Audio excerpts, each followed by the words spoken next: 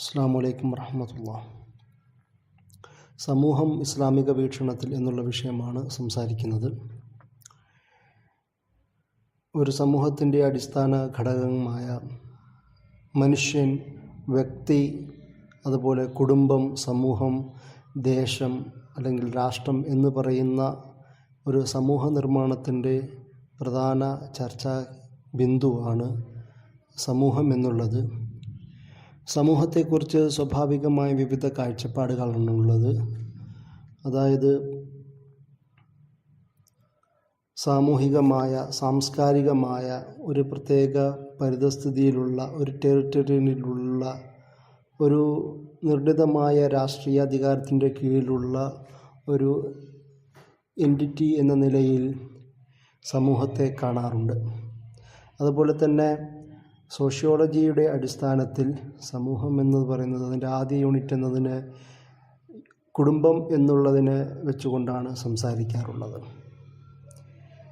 നിയമം മനുഷ്യൻ തന്നെ രൂപപ്പെടുത്തുന്ന, സമൂഹത്തിന് വേണ്ടി മനുഷ്യൻ തന്നെ നിയമം രൂപപ്പെടുത്തുന്ന സാമൂഹികമായ ഒരു പ്രൊഡക്റ്റായിട്ടാണ് നിയമത്തെയും പരിഗണിക്കുന്നത്. അതുകൊണ്ട് തന്നെ ഈ ഒരു വിഷയത്തിൽ അടിസ്ഥാനപരമായി തന്നെ ഇസ്ലാമിൻ്റെ വീക്ഷണവുമായി വിഭിന്നമായി മാറുകയാണ് ചെയ്യുന്നത്. ഇസ്ലാമിൻ്റെ കൺസെപ്റ്റിൽ ഒരു സമൂഹം തുടങ്ങുന്നത് വ്യക്തിയിൽ നിന്നാണ്. കാരണം ഓരോ വ്യക്തിയും അവൻ്റെ കുടുംബവും അതിൽ നിന്നുണ്ടാവുന്ന വലിയ യൂണിറ്റുകളും അടക്കം ദേശം, രാഷ്ട്രം, ഇങ്ങനെയുള്ളൊരു സാമൂഹിക വികാസത്തെ, സാമൂഹികമായ ഒരു വലിപ്പത്തെയാണ് ഖുർആൻ പരിചയപ്പെടുത്തുന്നത്. ഇസ്ലാമിക ചിന്തകന്മാർ ആദ്യകാലം മുതൽ ആധുനിക കാലം വരെയുള്ള എല്ലാ ചിന്തകന്മാരും പരിചയപ്പെടുത്തുന്ന ഒരു സാമൂഹിക ക്ഷേമത്തെ അല്ലെങ്കിൽ ഒരു നാഷണൽ ബിൽഡിങ്ങിനെ കുറിച്ചുള്ള കൺസെപ്റ്റ് ഇങ്ങനെ തന്നെയാണുള്ളത്. അതിൽ സമൂഹത്തിൻ്റെ ഒരു പ്രധാനപ്പെട്ട കാര്യം, ഇസ്ലാം സമൂഹത്തെ കാണുന്നത് വളരെ ഓർഗാനിക്കായ, വളരെ പ്രൊഡക്റ്റീവായ, ഡൈനാമിക്കായ, കൺസ്ട്രക്റ്റീവായ, കോഓപ്പറേറ്റീവായ, അങ്ങനെ വിവിധ തരത്തിലുള്ള ഉപമകളടങ്ങിയ, അക്ഷരാർത്ഥത്തിൽ തന്നെ അത് ആ ഒരു സമൂഹത്തെ ഫലിപ്പിക്കേണ്ട ഒരു ആവശ്യകത എന്ന നിലയിലാണ് ഖുർആൻ അല്ലെങ്കിൽ ഇസ്ലാം അല്ലെങ്കിൽ ഇസ്ലാമിക ചിന്തകന്മാർ സമൂഹത്തിൻ്റെ അവസ്ഥയെ വിശദീകരിക്കുന്നത്. ഇസ്ലാമിൻ്റെ കൺസെപ്റ്റിൽ തന്നെ സമൂഹം എന്ന് പറയുന്നത് കളക്ടിവിറ്റിയുടെയും കണക്ടിവിറ്റിയുടെയും തന്നെ അടിസ്ഥാനത്തിലുള്ളതാണ്. ഇസ്ലാമിൻ്റെ അടിയാധാരങ്ങളായ വിശ്വാസ പ്രമാണങ്ങളാവട്ടെ, അതിൽ ആചാരക്രമങ്ങളാവട്ടെ, ഈമാൻ എന്നുള്ളതിൽ നിന്ന് അത് അമലിലേക്ക് എത്തണമെങ്കിൽ, അതായത് ഈമാൻ വിശ്വാസം എന്നതിൽ നിന്ന് പ്രവൃത്തിപഥത്തിലേക്ക് എത്തണമെങ്കിൽ ഒരു മനുഷ്യൻ ഇസ്ലാമിക സൊസൈറ്റി എന്നതിൻ്റെ ഉള്ളിലേക്ക് കടന്നു വരാൻ ആദ്യം ചെയ്യേണ്ടത് ഷഹാദത്ത് കലിമയാണ്. അതായത് സത്യസാക്ഷ്യം ഏറ്റു ചൊല്ലുകയാണ്. ഈ സത്യസാക്ഷ്യം ഏറ്റു ചൊല്ലുന്നതോടുകൂടി ഇസ്ലാം എന്ന് പറയുന്ന ആ ഒരു വ്യവസ്ഥയ്ക്കുള്ളിലേക്ക്, സിസ്റ്റത്തിനുള്ളിലേക്ക് കടന്നു വരുന്നു. അങ്ങനെ ആ സിസ്റ്റത്തിനുള്ളിലേക്ക് കടന്നു വരുന്നവരെല്ലാവരും ഷഹാദത്ത് ഹക്ക്, സത്യസാക്ഷ്യം എന്ന് പറയുന്ന കലിമയാൽ കണക്റ്റ് ചെയ്യപ്പെടുന്ന, അതുപോലെ തന്നെ കളക്റ്റീവായ ഒരു ആശയം അവിടെ രൂപപ്പെടുകയാണ് ചെയ്യുന്നത്. പിൻവരുന്ന ഈമാൻ കാര്യങ്ങൾ എന്ന് പറയുന്ന എല്ലാം ഈ പറയുന്ന മാനുഷിക വിഭാഗത്തെ ഒന്നിച്ച് കണക്റ്റ് ചെയ്യുന്ന, കോർത്തിണക്കുന്ന ആശയങ്ങളാണ്. വിശ്വാസപരമായ കാര്യങ്ങൾ തന്നെ നോക്കുകയാണെങ്കിൽ പോലും, അതുപോലെ തന്നെ ഈ ആചാരക്രമങ്ങളും കർമ്മശാസ്ത്രപരമായ കാര്യങ്ങൾ നോക്കുമ്പോഴും പരസ്പരം കണക്റ്റ് ചെയ്യുന്നതായി നമുക്ക് കാണുവാൻ കഴിയും. അതായത് കലിമ പോലെ, പിന്നീട് നമസ്കാരം പോലുള്ള, നമസ്കാരം ഒരു പള്ളിയിൽ ഒരു ദേശത്തെ ആൾക്കാരെ ഒന്നിച്ചു നിർത്തുവാനും ഒന്നിച്ചിരുത്തുവാനും തോളോട് തോൾ ചേർന്ന് നിൽക്കുവാനും സകലവിധ തരത്തിലുള്ള സാമൂഹികമായ അസമത്വങ്ങളെയും വേണ്ടാധീനങ്ങളെയും ഒഴിവാക്കി ചേർന്ന് നിൽക്കുന്ന തരത്തിലുള്ള ഒരവസ്ഥയിലേക്ക് നമസ്കാരം കൊണ്ടെത്തിക്കുന്നതായി നമുക്ക് കാണുവാൻ കഴിയും. അതുതന്നെ ആ ഒരു പ്രദേശത്തെ എല്ലാവരെയും കണക്റ്റ് ചെയ്യാൻ കഴിയുന്ന, കളക്റ്റ് ചെയ്യുവാൻ കഴിയുന്ന ഒരു ആശയം എന്ന നിലയിൽ നമസ്കാരം മാറുന്നതായി നമുക്ക് കാണാം. ആ നമസ്കാരം കഴിഞ്ഞാൽ, അതുപോലെ തന്നെ ഒരു നോമ്പ് എന്നത് ഒരു വർഷത്തിൽ, ഒരു മാസത്തിൽ നിർണിതമായ പ്രത്യേക സമയം ഫിക്സ് ചെയ്തുകൊണ്ട് ആ ഭാഗത്തെ എല്ലാ മുസ്ലിങ്ങളും ഒരുപോലെ നോമ്പെടുക്കുന്ന, പരസ്പരം വിശ്വാസം അവരുടെ കർമ്മത്തിലേക്ക് കണക്റ്റ് ചെയ്യുന്നതായി നമുക്ക് കാണുവാൻ കഴിയും. സക്കാത്ത് ഒരു വർഷത്തിൽ ഒരു സമയത്ത് ഒരു നിശ്ചിതമായ തുക ഒരുപോലെ എല്ലാവർക്കും കൊടുക്കേണ്ടവർക്ക് കൊടുക്കാൻ പറ്റുന്ന തരത്തിലേക്ക് ഒരുക്കിയിരിക്കുന്ന ആ ഒരു കണക്ടിവിറ്റി നമുക്ക് കാണുവാൻ കഴിയും. ഹജ്ജും അതുപോലെ ഈ ഒരു സാഹചര്യമാണ്. ലോക മുസ്ലിങ്ങളെല്ലാവരും കഴിവുള്ളവർ ഹജ്ജ് ചെയ്യുക എന്ന ആശയത്തിൻ്റെ അടിസ്ഥാനത്തിൽ ഒരൊറ്റ ലക്ഷ്യം വെച്ചുകൊണ്ട്, ഒരൊറ്റ കേന്ദ്രവും ലക്ഷ്യം വെച്ചുകൊണ്ട്, ഒരേ തരത്തിൽ വസ്ത്രം ധരിച്ചുകൊണ്ട്, ഒരേ മന്ത്രങ്ങൾ ഉരവിട്ടു പോകുന്ന ആ ഒരാശയം, അതായത് ഇസ്ലാമിൻ്റെ വിശ്വാസ പ്രമാണങ്ങളിലടക്കം ഈ പറയുന്ന ഒരു കണക്ടിവിറ്റിയെ കാണാൻ കഴിയും. ഇങ്ങനെയാണ് മുസ്ലിം സൊസൈറ്റിയിൽ ഈ പറയുന്ന തരത്തിലുള്ള ഒരു കണക്ടിവിറ്റി അല്ലെങ്കിൽ കളക്ടിവിറ്റി വിശ്വാസ പ്രമാണങ്ങളിലൂടെ, പ്രമാണങ്ങളിലൂടെ തന്നെ രൂപപ്പെടുന്നതായി നമുക്ക് കാണുവാൻ കഴിയുന്നത്. അതുപോലെ തന്നെ ഈ സോഷ്യോളജിയുടെ അടിസ്ഥാനത്തിൽ മനുഷ്യനാണ് നിയമം രൂപീകരിക്കുന്നതെങ്കിൽ ഇസ്ലാമിൻ്റെ അടിസ്ഥാനത്തിൽ അത് ദൈവപ്രോക്തമാണ്, ഡിവൈനാണ്, ദൈവികമാണ്. അള്ളാഹ് സ്വാഭാവികമായും മനുഷ്യന് കൊടുക്കുന്ന ആ നിയമത്തിൻ്റെ അടിസ്ഥാനത്തിലാണ് വിധിക്കേണ്ടത് എന്ന് പറയുന്ന ഒരാശയം രൂപപ്പെടുന്നു. ഏതൊരു സമൂഹത്തിൻ്റെ വളർച്ചയിലും ഒരാളുടെ വ്യക്തി ജീവിത, കുടുംബം, സമൂഹത്തിലെ വിവിധ തരത്തിലുള്ള ഇടപാടുകളിലാണെങ്കിൽ പോലും അവിടെയും ഈ നിയമം നടപ്പിലാക്കപ്പെടേണ്ട, ഹലാൽ ഹറാം എന്ന് പറയുന്ന ബോധത്തിലൂടെ ചലിക്കേണ്ട ഒരാവശ്യകതയെ ഈ നിയമം, അള്ളാഹുവിൻ്റെ നിയമം എന്ന് പറയുന്ന ശരിയാ മുന്നോട്ട് വെക്കുന്നതായും നമുക്ക് കാണുവാൻ കഴിയും.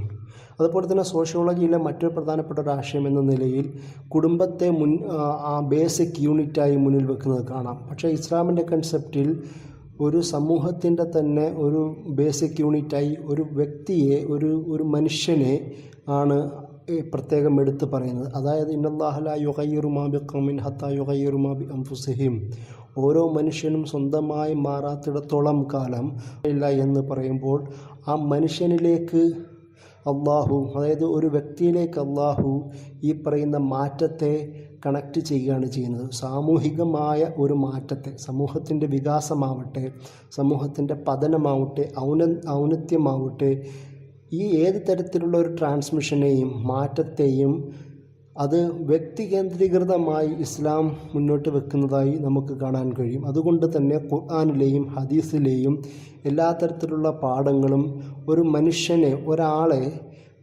പരിഷ്കരിക്കുന്ന, ഒരാളെ സംസ്കരിക്കുന്ന, അയാളെ നേർവഴിക്ക് നടത്താൻ പറ്റുന്ന വഴി കാണിച്ചു കൊടുക്കുന്ന തരത്തിലുള്ള പാഠങ്ങളാണ് ഖുർആനിലും ഹദീസിലൂടെയും നമുക്ക് കാണാൻ കഴിയുന്നത്. അങ്ങനെ അതുകൊണ്ട് തന്നെയാണ് ഇസ്ലാമിക ഫിലോസഫിയിൽ ഏറ്റവും കൂടുതൽ ആരാണ്, എവിടുന്നാണ് പരിവർത്തനം തുടങ്ങേണ്ടത് എന്നുള്ള ചർച്ചയിൽ മനുഷ്യനെ, വ്യക്തിയെ, വ്യക്തിഗതമായ പരിവർത്തനത്തെ മുന്നോട്ട് വെക്കുന്നതായി ഏകദേശം എല്ലാ ഫിലോസഫികളിലും, ഇസ്ലാമിക പണ്ഡിതന്മാരുടെ ചിന്തകളിലും നമുക്ക് ഈ ഒരു ആശയം കാണുവാൻ സാധിക്കും. അതുകൊണ്ട് തന്നെയാണ് നേരത്തെ തഗയീർ, മാറ്റത്തെക്കുറിച്ച് പറഞ്ഞതുപോലെ അമ്ർ ബിൽ മാറൂഫ് വ നഹ്യി അനിൽ മുൻകർ എന്നത് ഓരോ വ്യക്തിയുടെയും, ഓരോ മനുഷ്യൻ്റെയും ചുമതലയായി അല്ലാഹു സുബ്ഹാനഹു വ തആല അല്ലെങ്കിൽ നബി സല്ലല്ലാഹു അലൈഹി വസല്ലമ മുന്നിൽ വെക്കുന്നതായി കാണാൻ കഴിയും. ഒരു മുസ്ലിം അവനൊരു നന്മ കൽപ്പിക്കലും തിന്മ നിരോധിക്കലും വിരോധിക്കലും അവൻ്റെ ഭാഗമായി ചിത്രീകരിക്കുന്നത് കാണാൻ കഴിയും. ഓരോ മുസ്ലിമും, ഓരോ മനുഷ്യനും വിദ്യ ആർജിക്കലും അത് പകർന്നു കൊടുക്കുന്നതും പ്രധാനമായി കാണുന്ന, അതായത് വിവരം ഒരു സമൂഹത്തിൻ്റെ അടിസ്ഥാന ഘടകം, ഒരു മനുഷ്യൻ ആ സമൂഹത്തിൻ്റെ അടിസ്ഥാന ഘടകമായി മാറുന്നു. ആ മനുഷ്യൻ ആ വിവരം ആർജിക്കൽ അടിസ്ഥാന ഘടകമായി മാറുന്നു. അതിൻ്റെ കൂടെ തന്നെ നന്മ പ്രസരിപ്പിക്കുകയും നന്മ കൽപ്പിക്കുകയും തിന്മയെ തടയുകയും തിന്മയെ നിരോധിക്കുകയും ചെയ്യുന്ന ഒരു സാഹചര്യത്തിലേക്കും പോകണമെന്ന് ഖുർആൻ നബി സല്ലല്ലാഹു അലൈഹി വസല്ലമയും പറയുന്നതായി നമുക്ക് കാണാൻ കഴിയും. ഇതുപോലെ നന്മ, അതുപോലെ തന്നെ ഒരു വ്യക്തിയുടെ ഉള്ളിൽ ഉള്ള നന്മ മാത്രം പോരാ, അത് സമൂഹത്തിലേക്കും കൂടി പറിച്ചു നടുക, സമൂഹത്തിൽ കൂടി പ്രസരിപ്പിക്കുക, അതിനാവശ്യമായ വഴികൾ ഉണ്ടാക്കുക എന്നുള്ളതും ഒരു വ്യക്തിയുടെ ഉത്തരവാദിത്തമായി നമുക്ക് കാണുവാൻ ഖുർആനും ഹദീസും ഇസ്ലാമിൻ്റെ അടിസ്ഥാന പ്രമാണങ്ങൾ സംസാരിക്കുന്നതായി നമുക്ക് കാണാം. അതിൻ്റെ കൂടെ തന്നെ ഇസ്ലാം നബി സല്ലല്ലാഹു അലൈഹി വസല്ലമ മുന്നോട്ട് വെക്കുന്ന പ്രധാനപ്പെട്ട ഒരാശയം, ഓരോ മനുഷ്യനും അവൻ ഉത്തരവാദിയാണ്, അവൻ്റെ കീഴിലുള്ളവരുടെ ഉത്തരവാദിയാണ്. കുല്ലുക്കും റായിൻ വ കുല്ലുക്കും മസ്ഊലുൻ അൻ റഅയതിഹി എന്ന് പറയുന്ന ആ ഹദീസിൽ നമുക്ക് കാണുവാൻ കഴിയും. എല്ലാവരും അവരവരുടെ കീഴിലുള്ളവർക്ക് അക്കൗണ്ടബിളായി മാറുന്ന, ഉത്തരവാദികളായി മാറുന്ന ഒരവസ്ഥയെ നമുക്ക് കാണാൻ കഴിയും. അതുപോലെ തന്നെ ഖുർആനിൽ വ്യക്തിയെ കേന്ദ്രീകരിച്ച് പറയുമ്പോൾ ഏറ്റവും കൂടുതൽ ഉപയോഗിച്ച ഖുർആനിലോ അല്ലെങ്കിൽ നബി സല്ലല്ലാഹു അലൈഹി വസല്ലമയുടെ ചിന്തകളും ഇസ്ലാമിക ചിന്തകന്മാരുടെ ചിന്തകളിലും നമുക്ക് കാണാൻ കഴിയുന്നതാണ് ഹക്ക് ഹുക്കൂക്ക് എന്ന് പറയുന്ന പദപ്രയോഗം. യഥാർത്ഥത്തിൽ ഹക്ക് എന്നതിന് ഒന്ന് സത്യമെന്നും യാഥാർത്ഥ്യം, അതുപോലെ തന്നെ അവകാശം, ഉത്തരവാദിത്തം എന്നുള്ള അർത്ഥങ്ങൾ നമുക്ക് കാണുവാൻ കഴിയും. അള്ളാഹു പരമസത്യമാണ്, അവൻ യാഥാർത്ഥ്യം ഉള്ളവനാണ്. ആ ഒരു ആശയത്തിൽ ഈ പറയുന്നത് മറ്റുള്ളവർക്ക് എൻ്റെ മേൽ അവകാശവും എൻ്റെ മേൽ ഉത്തരവാദിത്വവും മറ്റുള്ളവർക്ക് കിട്ടേണ്ട അവകാശവുമായി അല്ലാഹു സുബ്ഹാനഹു വ തആല കാര്യങ്ങളെ ചിത്രീകരിക്കുന്നതായി കാണാൻ കഴിയും. ഓരോ വ്യക്തിയും അവൻ അക്കൗണ്ടബിൾ ആവുന്ന അതേ സാഹചര്യത്തിൽ തന്നെ അവൻ ഉത്തരവാദിയായി മാറുന്നു. ആ ഉത്തരവാദം ഹക്കുമായി അള്ളാഹുമായി കണക്ട് ചെയ്യപ്പെടുന്നു. ഈ ഉത്തരവാദം മറ്റുള്ളവർക്ക് ലഭിക്കേണ്ടതാണ് എന്ന് പറയുന്ന ഒരു ആശയം ഖുർആൻ പറയുന്നു. അതായത് അവരുടെ റൈറ്റ്സാണ്, അവകാശമാണെന്ന് പറയുന്നു. ഇങ്ങനെ ഈ 3 തരത്തിലുള്ള ആശയങ്ങൾ ഒരുപോലെ ബന്ധിപ്പിക്കുന്ന ഹക്ക് എന്ന പ്രയോഗം ഖുർആനിൽ പല ഭാഗങ്ങളായി വിശദീകരിക്കുന്നത് നമുക്ക് കാണാൻ കഴിയും. ഇങ്ങനെ മനുഷ്യനെ ഇസ്ലാമിൻ്റെ അടിസ്ഥാനത്തിൽ വിശ്വാസപരമായും അവൻ്റെ കർമ്മ രീതികളുടെ അടിസ്ഥാനത്തിലും സമൂഹമായി കണക്റ്റ് ചെയ്യുന്ന എല്ലാ ഭാഗങ്ങളെയും നമുക്ക് കേന്ദ്രീകരിക്കുന്നതായി നമുക്ക് കാണുവാൻ കഴിയുന്ന ഒരു സാഹചര്യമുണ്ട്. വ്യക്തി കേന്ദ്രീകൃതമായി ഈ ചർച്ചകൾക്കപ്പുറം കടന്നുപോയാൽ സൂറ ഹുജറാത്ത് അടക്കമുള്ള സൂറത്തുകളിൽ ഒരു മനുഷ്യൻ്റെ അല്ലെങ്കിൽ ഒരു സമൂഹത്തിൻ്റെ പ്രവർത്തനം എങ്ങനെയാവണം, പരസ്പരമുള്ള ബന്ധം എങ്ങനെയാവണം എന്ന് പറയുന്ന ആശയങ്ങൾ പഠിപ്പിക്കുന്നതായി നമുക്ക് കാണുവാൻ കഴിയും. ഓരോ മുസ്ലിങ്ങളും പരസ്പരം സാഹോദര്യം ആണ് എന്ന് പറയുന്ന ഉഹ്വത്ത് ഇന്നമൽ മുഅ്മിനൂന ഇഖ്വ എന്ന് പറയുന്ന ആയത്തുകളിലൂടെ, അതുപോലെ ഇന്നാ ജഅൽനാക്കും എന്ന് പറയുന്ന വിശ്വാസികളെ മുഴുവൻ, മനുഷ്യ സമൂഹത്തെ മുഴുവനും ഒരു ഉമ്മയിൽ നിന്നും വാപ്പയിൽ നിന്നും സൃഷ്ടിച്ചതാണ് എന്ന് പറയുന്ന ആയത്തുകളിലൂടെ കടന്നു പോകുന്നതും, അതുപോലെ തന്നെ സമൂഹത്തിൽ ഉള്ളിൽ ഉണ്ടാവുന്ന വീഴ്ചകളെ തടുക്കുകയും അതിനുണ്ടാക്കുന്ന പ്രശ്നങ്ങളെ നേരത്തെ തന്നെ നിർമ്മാർജ്ജനം ചെയ്യാനുള്ള ശ്രമം നടത്തുകയും ചെയ്യുക എന്ന് പറയുന്ന ആയത്തുകളിലൂടെ, അതായത് നമീമത്ത്, ഗൈബത്ത് പോലുള്ള, പരദൂഷണമേഷൻ ഇതുപോലുള്ള, അതുപോലെ തന്നെ മറ്റുള്ളവരെ ഈ ഹക്ക് അവരറിയാതെ സ്വീകരിക്കുന്നത് പോലുള്ള പരസ്പരമുള്ള ആഭ്യന്തര സംഘർഷങ്ങളെ തടുക്കാനും അടക്കമുള്ള നിരവധി വിഷയങ്ങൾ സൂറ ഹുജറാത്തിൽ സംസാരിക്കുന്നതായി നമുക്ക് കാണുവാൻ കഴിയും. ഈ തരത്തിൽ സാമൂഹികമായ കെട്ടുറപ്പിനെ വിശ്വാസത്തിൻ്റെ അടിസ്ഥാനത്തിൽ, അതുപോലെ തന്നെ ബ്രദർഹുഡിൻ്റെ, സാഹോദര്യത്തിൻ്റെ അടിസ്ഥാനത്തിൽ, പരസ്പര സഹകരണത്തിൻ്റെ അടിസ്ഥാനത്തിൽ ഖുർആൻ പല ഭാഗങ്ങളിലായി വിശദീകരിക്കുന്നത് നമുക്ക് കാണുവാൻ കഴിയും. സമൂഹത്തെ എങ്ങനെയാണ് ഖുർആൻ മുന്നോട്ട് വെക്കുന്നത്? പലതരത്തിൽ ഒരു ഇസ്ലാമിൻ്റെ കൺസെപ്റ്റിൽ സമൂഹം എങ്ങനെയാവണം എന്ന് പല ഭാഗങ്ങളായി വിശദീകരിക്കുന്ന നമുക്ക് കാണാൻ കഴിയും. ഒരു മോഡൽ സൊസൈറ്റിയായിട്ട്, എല്ലാവർക്കും മാതൃകയുള്ള ഒരു സൊസൈറ്റിയായിട്ട് ഖുർആൻ ഉമ്മത്തിനെ, ഒരു സമൂഹത്തിനെ ചിത്രീകരിക്കുന്നതായി കാണാൻ കഴിയും. അതായത് കദാലിക ജഅൽനാക്കും ഉമ്മത്തൻ വസത എന്ന് പറയുന്ന മധ്യമ സമുദായം, എല്ലാവർക്കുമുള്ള ബാലൻസ്ഡ് ആയ ഒരു സൊസൈറ്റി ആയി മാറുക. ലിതകൂനു ശുഹദാ അലന്നാസ് എന്ന് പറയുന്ന ജനങ്ങൾക്ക് മുഴുവൻ മാതൃകാപരമാവുന്ന, അവർക്ക് സാക്ഷികളായി മാറാൻ കഴിയുന്ന ഒരു മധ്യമ സമുദായമാകുക എന്ന് പറയുന്ന ആ ഒരു തരത്തിൽ ഉമ്മത്തിനെ കുറിച്ച് ഖുർആൻ പരാമർശിക്കുന്നതായി നമുക്ക് കാണാൻ കഴിയും. അതുപോലെ തന്നെ കുന്തും ഖൈറ ഉമ്മ ഉഖ്രിജത്ത് ലിന്നാസ് എന്ന് പറയുന്ന തഅ്മുറൂന ബിൽ മഅറൂഫ് വ തൻഹൗന അനിൽ മുൻകർ, നേരത്തെ പറഞ്ഞതുപോലെ അമ്ർ ബിൽ മഅറൂഫ് വ നഹ്യ അനിൽ മുൻകർ, നന്മ കൽപ്പിക്കുകയും തിന്മ വിരോധിക്കുകയും ചെയ്യുന്ന, ജനങ്ങൾക്ക് വേണ്ടി ഉയർത്തെഴുന്നേൽക്കപ്പെട്ട നല്ല ഒരു സമൂഹമായി മാറുക എന്ന് പറയുന്ന ഒരു ആശയത്തെക്കുറിച്ച് ഖുർആൻ സംസാരിക്കുന്നതായും നമുക്ക് കാണുവാൻ കഴിയും. നന്മയിലേക്ക് ക്ഷണിക്കുന്ന, വൽതക്കും മിൻകും ഉമ്മത്തുൻ യദ്ഊന ഇലൽ ഖൈർ വയഅ്മുറൂന ബിൽ മഅറൂഫ് വയൻഹൗന അനിൽ മുൻകർ, നന്മയിലേക്ക് ക്ഷണിക്കുന്ന ഒരു സമൂഹമായി മാറുക. ഇങ്ങനെ ഖൈർ ഉമ്മത്ത് എന്ന നിലയിൽ, നല്ല സമൂഹം എന്ന നിലയിലും, ഉമ്മത്ത് എന്ന നിലയിലും, മധ്യമ സമുദായമായ ഉമ്മത്തും വസത്ത എന്ന നിലയിലും, അതുപോലെ തന്നെ ഉമ്മത്തുൻ യദ്ഊന ഇലൽ ഖൈർ, നന്മയിലേക്ക് ക്ഷണിക്കുന്ന സമുദായം എന്ന നിലയിലും ഖുർആൻ മുസ്ലിം സമൂഹത്തിനെ വിശേഷിപ്പിക്കുന്നതായി നമുക്ക് കാണുവാൻ കഴിയും. ഈ പറയുന്ന ആശയങ്ങളെല്ലാം സ്വാഭാവികമായും ഖുർആനിൻ്റെ ഈ ഒരു ആശയം സ്വീകരിക്കുന്നതിൽ കൂടിയാണ് ഉണ്ടാവുന്നതെന്നാണ്. അതുപോലെ തന്നെ ഇസ്ലാമിൻ്റെ വിശ്വാസ പ്രമാണങ്ങൾ തന്നെ നോക്കുക. അതായത് സാമൂഹികമായ സകലവിധ അസമത്വങ്ങളെയും ഇല്ലാതാക്കുക, പ്രശ്നങ്ങളെയും ഇല്ലാതാക്കുക, കുറ്റങ്ങളെയും ഈ അപജയങ്ങളെയും ഏറ്റക്കുറച്ചിലുകളെയും ഇല്ലാതാക്കുന്നതിന് വിശ്വാസപരമായി തന്നെ ഖുർആൻ അല്ലെങ്കിൽ ഇസ്ലാം കണക്ട് ചെയ്യുന്നതായി കാണാൻ കഴിയും. ഒരാളൊരു കുറ്റം ചെയ്തു കഴിഞ്ഞാൽ അയാൾ അതിനൊരു പശ്ചാത്താപം ചെയ്യാൻ ആഗ്രഹിക്കുന്ന ഒരാളാണെങ്കിൽ ആ പശ്ചാത്താപത്തെ ആ ഒരു വിശ്വാസപരമായ വിശ്വാസപരമായി തന്നെ ഉണ്ടായ ഒരു പ്രശ്നത്തെ അല്ലെങ്കിൽ കർമ്മപരമായി ഉണ്ടായ ഒരു പ്രശ്നത്തെ ഇസ്ലാം പരിഹരിക്കുന്നത് അപരനുമായി പരനുമായി കണക്ട് ചെയ്തുകൊണ്ടാണെന്നുള്ളത്. അതുകൊണ്ടാണ് തൗബ ചെയ്യുക എന്ന് പറയുന്നത് സമൂഹവുമായി കണക്ട് ചെയ്യാൻ ഇസ്ലാം പഠിപ്പിക്കുന്നത്. അവരോട് പോയി മാപ്പ് പറയുക എന്നത് ചെയ്ത ആളെയും തൻ്റെ ജീവിതത്തിലേക്ക് കണക്ട് ചെയ്യുന്നതിൻ്റെ ഭാഗമാണ്. വിശ്വാസപരമായി തന്നെ ഒരാൾ നല്ലൊരു മുസ്ലിം ആവണമെങ്കിൽ അയൽപ്പക്ക ബന്ധമുണ്ടാവുന്നതിനെക്കുറിച്ചും കുടുംബ ബന്ധം ശക്തമാക്കുന്നതിനെക്കുറിച്ചും അതുപോലെ തന്നെ സുഹൃത്തുക്കളുമായിട്ടുള്ള കുടുംബ ബന്ധം ശക്തമാക്കുന്നതിനെക്കുറിച്ചും വിവാഹബന്ധത്തിൻ്റെ പരിവ്രതയും പവിത്രതയും ഊട്ടിയുറപ്പിക്കുന്നതിനെക്കുറിച്ചുമുള്ള വിവിധ ചിന്തകൾ നമുക്ക് കാണാൻ കഴിയും. ഇങ്ങനെ അയൽപ്പക്ക ബന്ധം, വിവാഹബന്ധം, കുടുംബ ബന്ധം, അതുപോലെ തന്നെ സുഹൃത്ത് ബന്ധം, ഈ പലതരത്തിലുള്ള ബന്ധം ഒരു സുശക്തമായ സുഭദ്രമായ ഒരു സാമൂഹികമായ ഒരു വളർച്ചയ്ക്ക് കാരണമാകും എന്ന് പറയുന്ന ആശയങ്ങൾ ഖുർആൻ പഠിപ്പിക്കുന്നതായി നമുക്ക് കാണുവാൻ കഴിയും. നേരത്തെ പറഞ്ഞതുപോലെ ഇസ്ലാമിൻ്റെ ഒരു കൺസെപ്റ്റിൽ ഒരു മ്യൂച്വൽ റെസ്പോൺസിബിലിറ്റി ആയിട്ടാണ് ഈ പറയുന്ന ആശയത്തെ ഖുർആൻ നമ്മെ പഠിപ്പിക്കുന്നത്. അതുകൊണ്ടാണ് വതവാസോബിൽ ഹഖി വതവാസോബിൽ സബർ എന്ന് പറയുന്ന ആശയം ഖുർആൻ പറയുന്നത്. അതായത് ഒരു സൊസൈറ്റിയിലെ ആദ്യ ഘടകമായ മനുഷ്യൻ അയാൾ പരസ്പരം സതുപദേശത്തോടു കൂടിയും സത്യം കൊണ്ടും നല്ലതുകൊണ്ടും നല്ല നസീഹത്ത് കൊണ്ടും പരസ്പരം ഉപദേശിക്കുക, അതായത് പാരസ്പര്യത്തെ ആണ് ഇസ്ലാം മുന്നോട്ട് വെക്കുന്നത്. ഏതെങ്കിലും ഒരാൾ മറ്റൊരു വിഭാഗത്തിന് വേണ്ടി സംസാരിക്കുക എന്നതിൻ്റെ അപ്പുറം പരസ്പരം സംസാരിക്കുന്ന സത്യത്തിന് വേണ്ടിയും അതുപോലെ തന്നെ പരസ്പരം നസീഹത്തിന് നല്ല ഗുണകാംക്ഷയോടുകൂടി പരസ്പരം സംസാരിക്കുന്ന ഒരു സമൂഹത്തിൻ്റെ ഒരു മാതൃകയാണ്, രൂപരേഖയാണ് ഖുർആൻ നമ്മുടെ മുന്നിൽ വരച്ചു വെച്ച് കാണിക്കുന്നത്. അതുകൊണ്ട് തന്നെയാണ് ഇസ്ലാമിൻ്റെ മുമ്പിൽ ഒരു തരത്തിലുമുള്ള റേസിസ്റ്റ് കാഴ്ചപ്പാടുകളോ അല്ലെങ്കിൽ ഒരു സെക്ടേറിയൻ കൺസെപ്റ്റുകളോ ഒന്നും ഇസ്ലാം നമ്മെ പഠിപ്പിക്കാത്തത് അതുകൊണ്ടാണെന്ന് നമുക്ക് ഈ ഒരു സാഹചര്യത്തിൽ വ്യക്തമാക്കുന്ന ഒരു കാര്യമാണ്.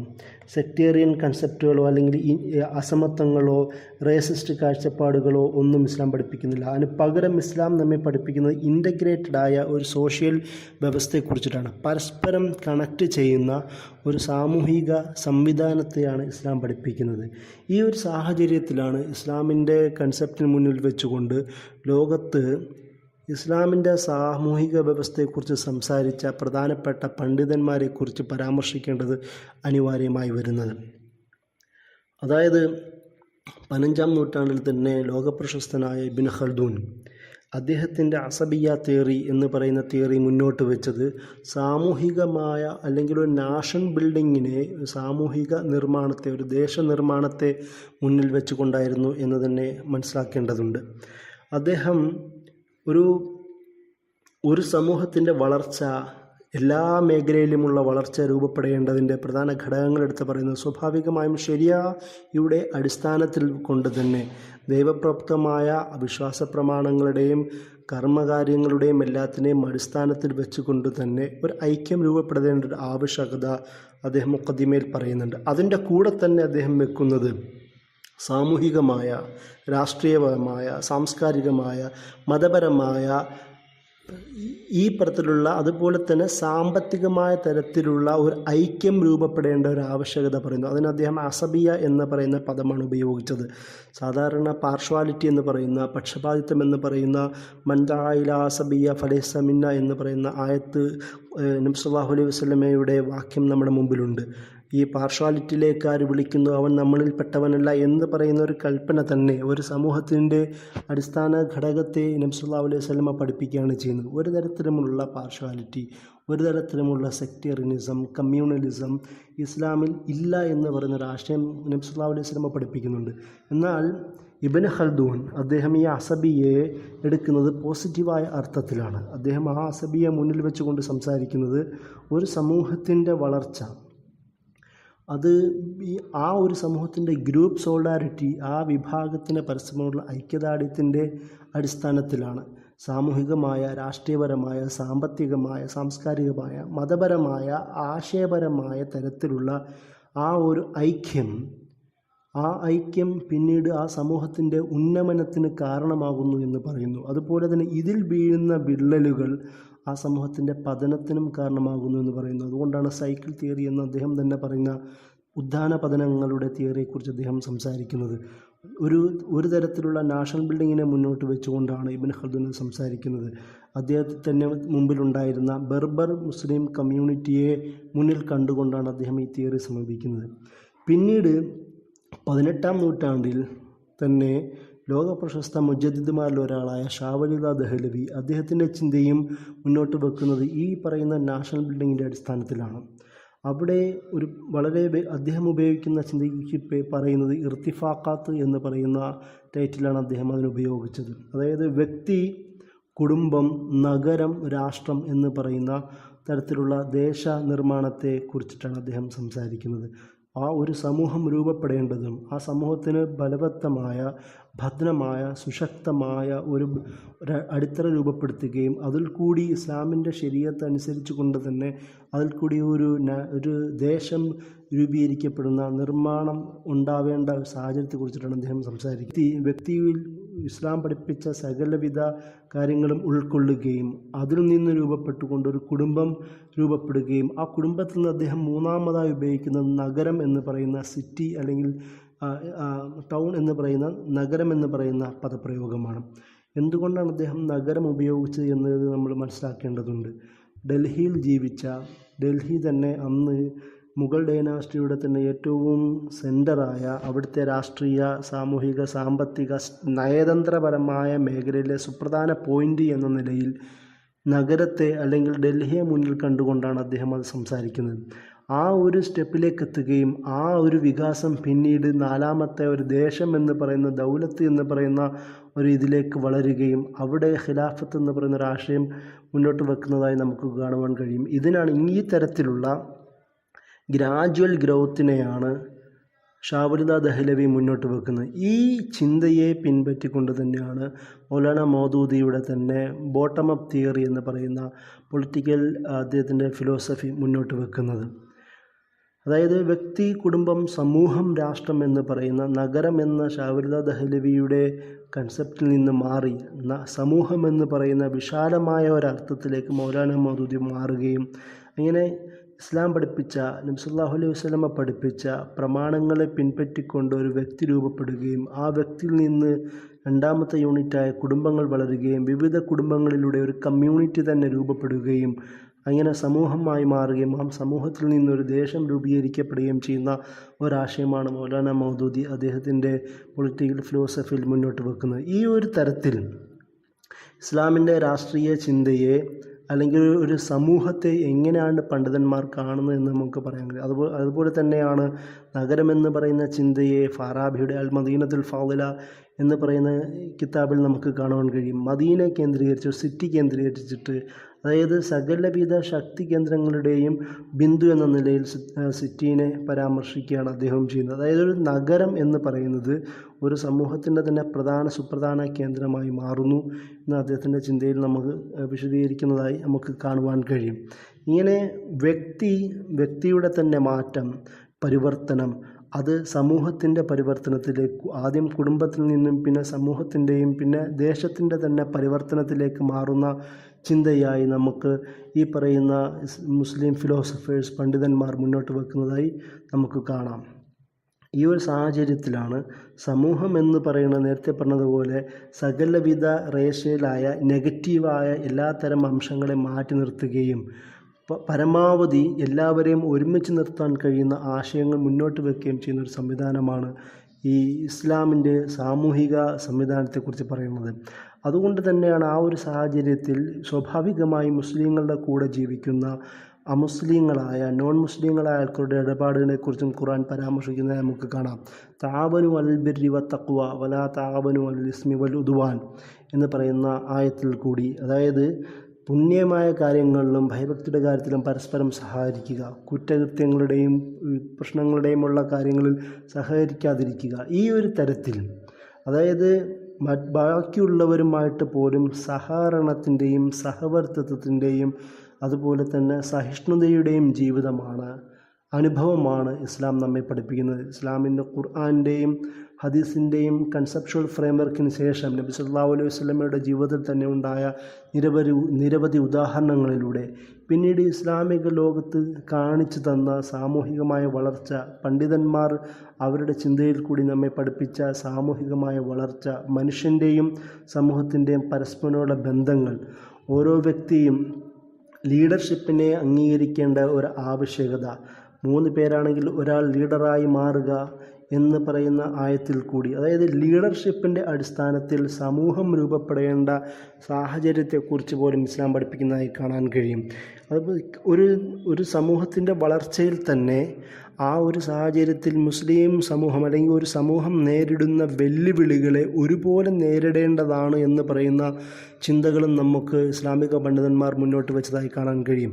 ഷെയ്ഖ് സൈനുദ്ദീൻ മഖ്ദൂം ഒന്നാമൻ അദ്ദേഹത്തിൻ്റെ തഹ്രീറിലും സൈനുദ്ദീൻ മഖ്ദൂമൻ രണ്ടാമൻ അദ്ദേഹത്തിൻ്റെ തുഹ്ഫത്തുൽ മുജാഹിദീനിലും കേരള മുസ്ലിങ്ങളെയും ഹിന്ദു സഹോദരന്മാരുമായി ചേർന്ന് നിന്നുകൊണ്ട് ഈ കോമൺ എനിമിയെ, അവരുടെ സുപ്രധാന എനിമിയെ, അതായത് കൊളോണിയൽ ശക്തികളെ ഒന്നിച്ച് നിന്നുകൊണ്ട് എതിരിടേണ്ട ഒരു ആവശ്യം, അതായത് ഒരു സമൂഹത്തിൻ്റെ വളർച്ചയിൽ, നിലനിൽപ്പിൽ, അതുപോലെ തന്നെ സംരക്ഷണത്തിലും അതിജീവനത്തിലും സഹവർത്തിത്വവും സഹകരണവും അനിവാര്യമാണ് എന്ന് പറയുന്ന ആശയം ഈ ബിറിൽ നിന്ന്, തആവനു അലൽ ബിർറ് എന്ന് പറയുന്ന അതിൽ നിന്ന്, ആ ഒരു ആശയത്തിൽ നിന്ന് ഊർജ്ജം ഉൾക്കൊണ്ടുകൊണ്ടാണ് സാമൂഹികമായ സെറ്റപ്പിനെ കുറിച്ച് ഈ പണ്ഡിതന്മാരും അത് പിന്നീട് വന്ന തങ്ങൾ പരമ്പരയിലുള്ള ഈ ഷെയ്ഖ് സയ്യിദ് അലവിയും സയ്യിദ് ഫസൽ പൂക്കോയ തങ്ങളുമുള്ള പണ്ഡിതന്മാർ ചിന്തിച്ചതായി നമുക്ക് കാണുവാൻ കഴിയും. അതായത് ഇസ്ലാമിൻ്റെ കൺസെപ്റ്റിൽ സമൂഹം എന്ന് പറയുന്നത് മുസ്ലിം സമൂഹം എന്നതിൻ്റെ അപ്പുറം കൂടെ വസിക്കുന്ന എല്ലാവരും ആ സമൂഹത്തിൻ്റെ ഭാഗമായി മാറുന്നു. അതിൻ്റെ ഏറ്റവും നല്ല ഉദാഹരണമാണ് മദീന ചാർട്ടർ എന്ന് തന്നെ ഉള്ള നബി സല്ലല്ലാഹു അലൈഹി വസല്ലം ചരിത്രത്തിൽ മുസ്ലിങ്ങൾക്ക് ഏറ്റവും നല്ല മാതൃകയായി, ലോക ജനതയ്ക്ക് തന്നെ ഏറ്റവും നല്ല മാതൃകയുള്ള സഹിഷ്ണുതയുടെ ഒരു അടയാളമായി മാറിയ മദീന ചാർട്ടർ മുസ്ലിങ്ങൾക്ക് എല്ലാവർക്കും, അതുപോലെ തന്നെ മക്കയിൽ ജീവിക്കുന്നവർക്കും ക്രിസ്ത്യൻ ജൂസ് അടക്കമുള്ള എല്ലാവരോടും ചേർന്നുകൊണ്ട് എല്ലാവർക്കും ആപ്റ്റായ തരത്തിലുള്ള നിയമനിർമ്മാണം നടത്തുവാൻ തയ്യാറായ ഒരു സന്ധിയിലൂടെ തയ്യാറായ നബി സല്ലല്ലാഹു അലൈഹി വസല്ലമയുടെ അനുഭവവും നമുക്ക് ഈ ഒരു വിഷയത്തിൽ ചേർത്ത് വെക്കേണ്ടതാണ്. സമൂഹം എന്ന് പറയുന്നത് വിശ്വാസി സമൂഹം രൂപപ്പെടേണ്ട സാഹചര്യവും അത് വളരേണ്ട സാഹചര്യവും അവർ സ്വീകരിക്കേണ്ട ഉത്തരവാദിത്തങ്ങളും അവരുടെ അവകാശങ്ങളും അവരുടെ ചുമതലകളും പറയുന്നതോടൊപ്പം തന്നെ ഒരു സമൂഹത്തിലുള്ള അതേ സമൂഹത്തിൽ തന്നെയുള്ള വിവിധ ഭാഷകൾ അല്ലെങ്കിൽ വിവിധ ദീനുകൾ, മതങ്ങൾ സ്വീകരിക്കുന്നവരോട് പോലും വേണ്ട തരത്തിലുള്ള ഒരു ബന്ധം കീപ്പ് ചെയ്യേണ്ടതിൻ്റെ ആവശ്യകതയും പറയുന്നത് നമുക്ക് കാണാൻ കഴിയും. അതുകൊണ്ട് തന്നെയാണ് ഖുർആനിൽ ഇവരുടെ വിവിധ ഇഖ്തിലാഫ് അൽസിനത്തിക്കും അൽവാനിക്കും, അതായത് വിവിധ ഭാഷകളെയും നിറങ്ങളെയും എല്ലാം വൈവിധ്യത്തെ അള്ളാഹുവിൻ്റെ ആയത്തായിട്ട്, അള്ളാഹുവിൻ്റെ ദൃഷ്ടാന്തമായി ഖുർആൻ പരിചയപ്പെടുത്തുന്നത്. വേണമെങ്കിൽ അള്ളാഹുവിന് എല്ലാവരെയും ഒരുപോലെ സൃഷ്ടിക്കാം എന്ന് പറയുന്ന സൃഷ്ടിക്കാമായിരുന്നു എന്ന് പറയുന്ന ആയത്തുകളും നമുക്ക് ഖുർആനിൽ കാണാൻ കഴിയും. പക്ഷേ അള്ളാഹു ചെയ്യാതിരുന്നത് മനുഷ്യൻ്റെ തന്നെ അവൻ്റെ സൃഷ്ടിപ്പിലുള്ള അവരുടെ വിഭാഗങ്ങളിലുള്ള വൈവിധ്യത്തെ മുന്നോട്ട് വെച്ചത് അള്ളാഹു തന്നെയാണ് എന്നുള്ളത് കൊണ്ടാണ്. അതുപോലെ വിവിധ കബീലകളായും വിവിധ ഷാബുകളായും വിഭാഗങ്ങളായും സമൂഹമായും അള്ളാഹു തന്നെ സൃഷ്ടിച്ചതാണ് എന്ന് പറയുന്ന സൂചനകളും നമുക്ക് ഖുർആൻ കാണാൻ കഴിയും. ഈ ഒരു സാഹചര്യത്തിൽ ഇസ്ലാമിൻ്റെ ഒരു കൺസെപ്റ്റിൽ ഒരു സാമൂഹികമായ സഹവർത്തിത്വം, സഹകരണം, സർവൈവൽ, ഒന്നിച്ചു നിന്നുകൊണ്ടുള്ള ഒരു സർവൈവൽ എന്നതും കൂടി ഈ ഇസ്ലാമിൻ്റെ സാമൂഹിക വ്യവസ്ഥ എന്ന് പറയുന്നതിൻ്റെ ഉള്ളിൽ വരുന്ന പ്രധാന ഘടകങ്ങളാണ്. മുസ്ലിം വ്യക്തിരൂപീകരണം, കുടുംബത്തിൻ്റെ ഭദ്രത, കുടുംബങ്ങളിൽ നിന്ന് കുടുംബങ്ങളായ കമ്മ്യൂണിറ്റിയുടെ വളർച്ച, ദേശവളർച്ച എന്ന് പറയുന്ന സാഹചര്യത്തിൽ തന്നെ മുസ്ലിങ്ങളുടെ കൂടെ അധിവസിക്കുന്ന ഇതരരുടെ ചിന്തയെയും കൂടി അവരുടെ സാന്നിധ്യത്തെയും കൂടി ഇസ്ലാം പരിഗണിക്കുന്നു എന്നുള്ളത് കൊണ്ടാണ്. അതുകൊണ്ടാണ് അഹ്ലുൽ കിതാബ് എന്ന് പറയുന്ന വേദങ്ങളുടെ ആൾക്കാർ എന്ന രീതിയിൽ ഈ പറയുന്ന ക്രിസ്ത്യൻ ജൂസ് സമൂഹത്തെ പരിഗണിക്കുന്നത്. ഇബ്രാഹിം നബിയിലേക്ക് അവരെ കണക്ട് ചെയ്യുന്നതും ആ ഒരു സാഹചര്യം കൊണ്ടാണ്. അവർക്ക് ലഭിച്ച വേദഗ്രന്ഥങ്ങളെ പരിഗണിക്കുകയും ആ ഒരു ആശയത്തിലേക്ക് ഇസ്ലാം ഒരു സമ്പൂർണമായ ഒരു സഹിഷ്ണുത മുന്നിൽ വെക്കുന്നതായി കാണാൻ കഴിയും. ഇങ്ങനെ ഒരു വ്യക്തി ഇസ്ലാമിൻ്റെ അടിസ്ഥാനത്തിലുള്ള ഒരു വ്യക്തി കുടുംബം, സമൂഹം, രാഷ്ട്രം, ദേശം വളർച്ചയും അതുപോലെ തന്നെ മുസ്ലിം സമൂഹത്തിൽ കൂടെ വസിക്കുന്ന ഇതരരുമായിട്ടുള്ള ബന്ധത്തിൻ്റെ പവിത്രതയും സൂക്ഷ്മതയും ഇസ്ലാം പഠിപ്പിക്കുന്നതായി കാണാൻ കഴിയും. ഈ ഒരു തരത്തിലുള്ള സാമൂഹിക വളർച്ചയാണ്, ഈ തരത്തിലുള്ള ഒരു സാമൂഹികമായ സംവിധാനത്തെയാണ് ഇസ്ലാം വിശ്വാസികൾക്ക് പഠിപ്പിക്കുന്നത്. ഇങ്ങനെ സമൂഹത്തെ മുഴുവനായും സ്വീകരിക്കാനും പരസ്പരമുള്ള സഹവർത്തിത്വത്തോടും കൂടിയും പരസ്പരമുള്ള സഹായത്തോടും കൂടി വളരുവാനും ഇസ്ലാം കൂടുതൽ കൽപ്പിക്കുന്നതായി നമുക്ക് കാണുവാൻ കഴിയും. അസ്സലാമു അലൈക്കും.